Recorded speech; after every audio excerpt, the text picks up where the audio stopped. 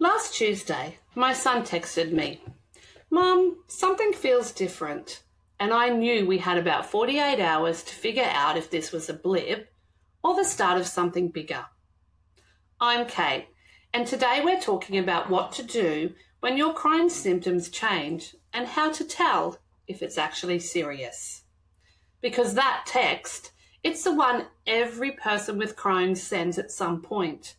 And how you respond in those first 48 hours can make the difference between catching something early or ending up in a full-blown flare. Here's what I see all the time, both as a natural therapist and as a mum to someone with Crohn's. People either panic at every single symptom or they ignore red flags until they're in real trouble. My son's learned this the hard way. Early on, he'd dismiss things. "Oh, it's just stress, it'll pass," until he'd be doubled over 3 weeks later. Then he swung the other way, texting me about every gurgle, every bit of fatigue, convinced it was the start of a flare. And I get it. When you've lived through a bad flare, you become hypervigilant. Every symptom feels loaded, but when you're constantly on high alert, you actually burn out. You stop trusting yourself. The truth is, your body is going to have off days. Not every symptom is a crisis, but some changes are your body waving a red flag, and you need to know the difference. So let's reframe this. Symptom changes aren't the enemy, they're information. The goal isn't to never have symptoms. If you've got Crohn's, you're going to have days where things feel off. That's just reality. The goal is to become really good at reading your own patterns and knowing when to act. Most people think there are only two options, ignore or panic, but there's actually a third path, and it's the only one my son uses now. The one I teach my clients, and it's called active monitoring. Active monitoring means you're paying attention.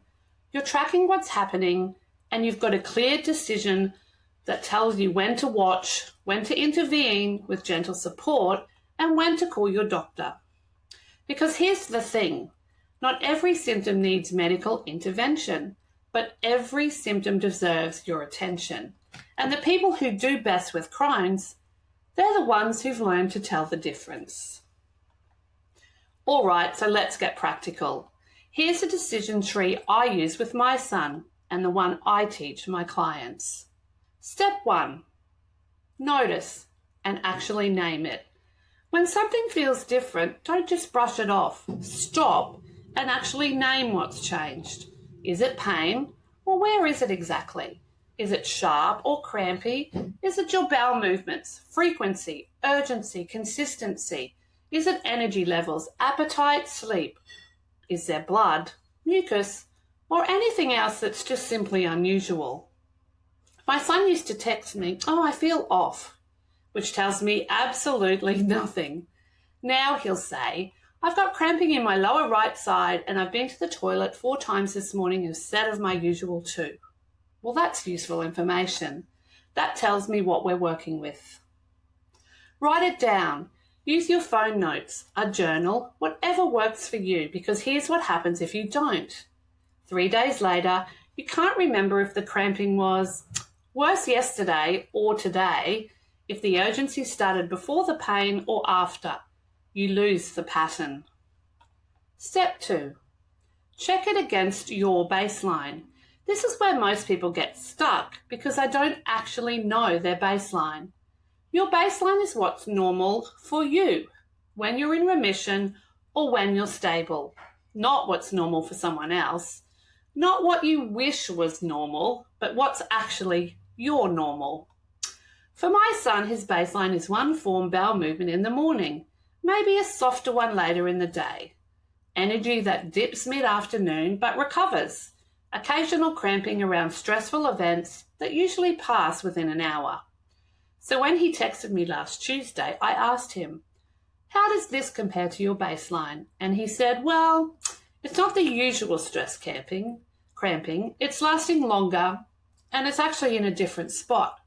Well, that's a change worth tracking. If the symptom is within your normal range, even if it is annoying, you're probably looking at a little blip. If it's outside your baseline, move to step 3. Step 3, the 24 to 48 hour watch. Here's your first decision point. If the symptom is new or different, but not severe, you watch it for 24 to 48 hours. During that time, you're asking 3 questions. 1, is it getting worse, staying the same, or actually improving? Question 2, are other symptoms showing up? Fever, night sweats, significant fatigue, or even blood?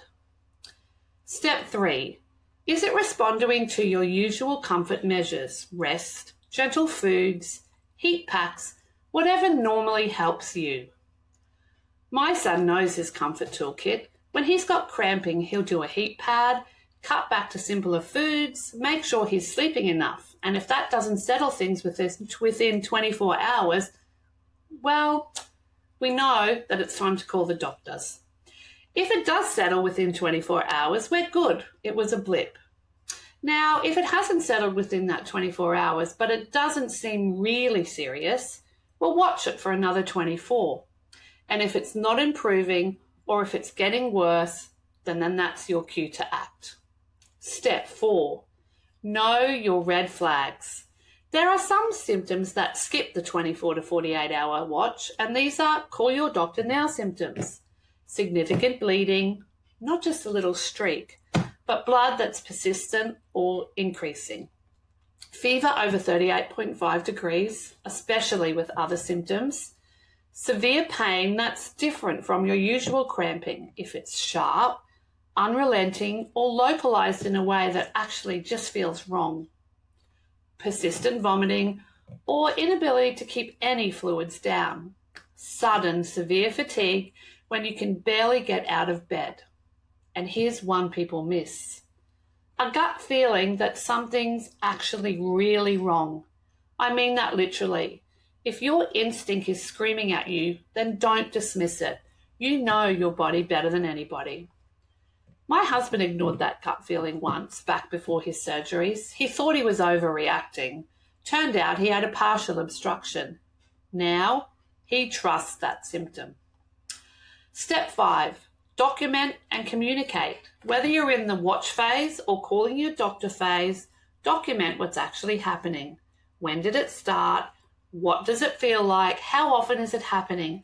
What makes it better or worse? Have you changed anything recently? Food, stress, levels, sleep, or even medication?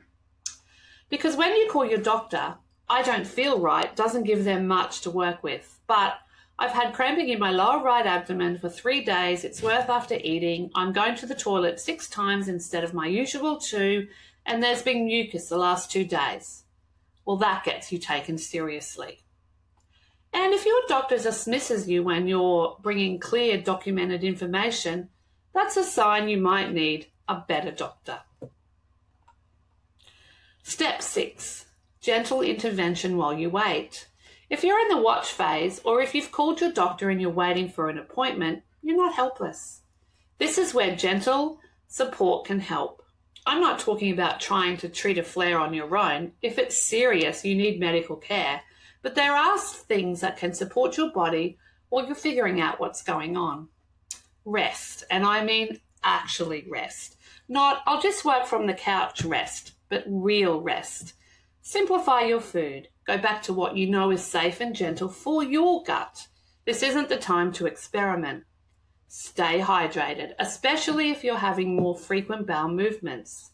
Reduce stress where you can, and I know that's easier said than done, but stress absolutely affects Crohn's symptoms. My son has a symptom flare-up kit, bone broth in the freezer, peppermint tea, heating pads, a list of safe foods. When something feels off, he doesn't have to think about what to do. He just pulls out the kit. So back to the text from my son last week. Mum, something feels different. We went through the steps. He named it. Cramping, different location, lasting longer than usual. We checked it against his baseline. Definitely outside the normal.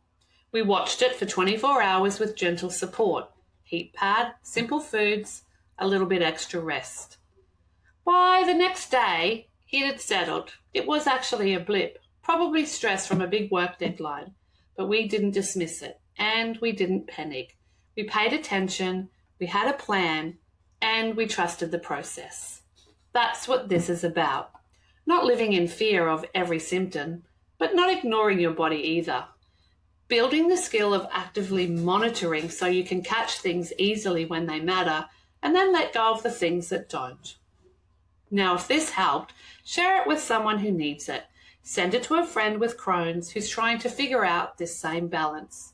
And if you want more support with this, if you want help building your own decision tree, understanding your baseline, or creating your symptom toolkit, that's exactly what we do in the Crohn's Method community and in my one-on-one coaching. I'll see you in the next video. Have a beautiful day.